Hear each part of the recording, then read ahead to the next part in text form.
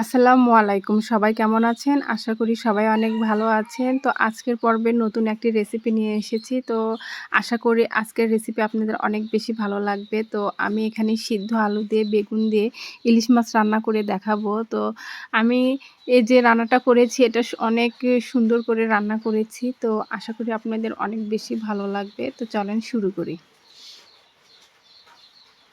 তো এখানে আমি কড়াইয়ে ১ম এ সরিষার তেল দিয়ে নিচ্ছি। তো সরিষার তেলটা একটু বেশি পরিমাণে দিয়েছি। তো এখন আমি ইলিশ মাছ হলুদ, লবণ দিয়ে আরেকটু গুঁড়া মরিচ দিয়ে মাখিয়ে নিয়েছি। তো সেটা আমি এখানে দিয়ে দিচ্ছি।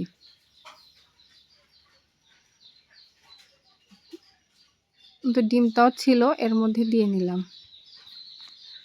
তো এখন এগুলো একটু সুন্দর করে কড়া করে একটু ভেজে নেব। তো আমার মাছটা ভাজা হয়ে গেছে। এগুলো আমি উঠিয়ে নিব।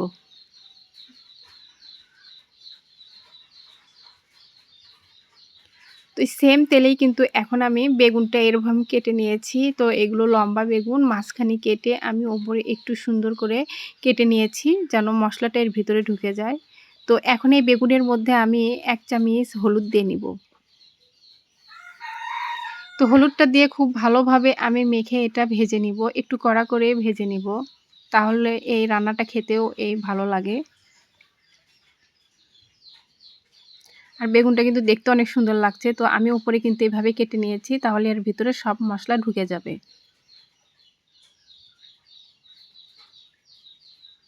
তো ইলিশ ভাজার যে তেলটা এই তেলেই কিন্তু বেগুনটা ভেজে নিচ্ছি। তো অনেক সুন্দর কিন্তু একটা গন্ধ বের হয়েছে। তো আমার বেগুনটা কিন্তু খুব কড়া করেই ভেজেছি। তো বেগুনটা ভাজা শেষ আমি এগুলো উঠিয়ে নিচ্ছি।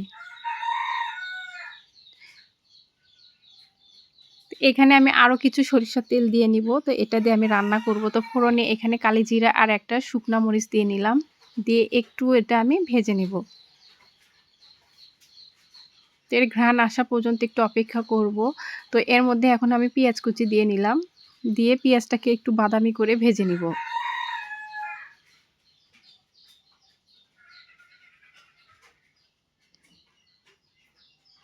তো আমার পেঁয়াজটা কিন্তু বাদামি হয়ে ভেজে আসছে। এখানে আদা রসুন বাটা, জিরা বাটা একসাথে এখানে দিয়ে নিলাম। দিয়ে ২ থেকে ৩ মিনিট এই তেলের উপর এই আদা রসুন বাটাটা আমি একটু ভেজে নিব। এখানে আমি পানি ব্যবহার করব না আগেই। তো এখানে আমি ১ চামচ হলুদের গুঁড়া, ১ চামচ মরিচের গুঁড়া দিয়ে নিলাম। আর ধনিয়ার গুঁড়াও এখানে দিয়ে নিব। যেহেতু ইলিশ মাছের তরকারি রেসিপিতে একটু কম মসলা ব্যবহার করলে খেতেও ভালো লাগে। তো এটা দিয়ে আমি খুব ভালোভাবে এখন নাড়িয়ে নিচ্ছি।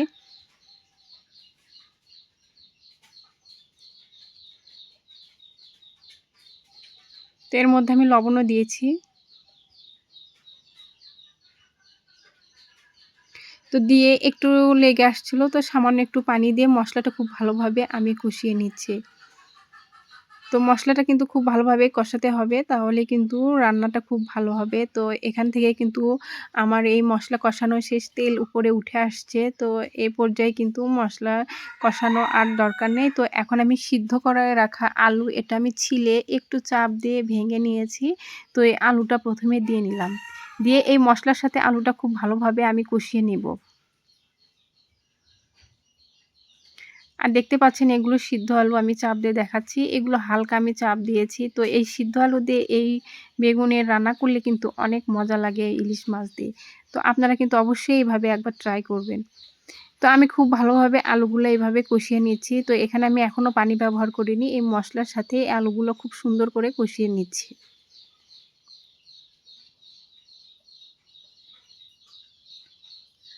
তো সামান্য একটু আমি পানি দিয়ে নিচ্ছি। দিয়ে আলুটা আরেকটু আমি কষিয়ে নিব। তো এখন আমি ঢাকনা দিয়ে ঢেকে দিব। তো ঢাকনা দিয়ে ঢেকে দিয়ে আমি ভেজে রাখা যে বেগুন ছিল এটা আমি এখন এর ভিতরে দিয়ে দিচ্ছি। তো বেগুনটা একসঙ্গেই দিবেন না, একটু পরে দিবেন। আমি যেভাবে একটু পরে দিয়েছি যেহেতু বেগুনটা ভাজা ছিল তো সেক্ষেত্রে কিন্তু অনেকটা সিদ্ধ, এখানে হাফ সিদ্ধ কিন্তু বেগুনটা হয়ে গেছে। তো আলু আর বেগুন এই মশলার সাথে খুব ভালোভাবে আমি কষিয়ে নিচ্ছি। তো পানিটা আমার শেষের দিকে আর এর কষানোটা কিন্তু শেষ আমার হয়ে গেছে। তো দেখতে পাচ্ছেন অনেক সুন্দর কিন্তু একটা কালার চলে আসছে এখানে। তো এভাবেই কিন্তু এটা নাড়িয়ে দিতে হবে। তো এখন আমি এর ভিতরে ঝোলের পানি দিয়ে দেবো। আমার মসলা যেহেতু কষানো শেষ বেগুন আর আলুটা। তো এখানে আমি ঝোলের পানি দিয়ে এখন আমি ঢেকে দিব। বলক আসা পর্যন্ত অপেক্ষা করব। আর উপর থেকে দেখেন কালারটা কিন্তু অনেক সুন্দর এসেছে একদম। তো ঢেকে দিয়েছি। তো আমার এই ঝোলেরটা বলক উঠে আসছে। তো এখন আমি এর মধ্যে মাছগুলো দিয়ে দিব।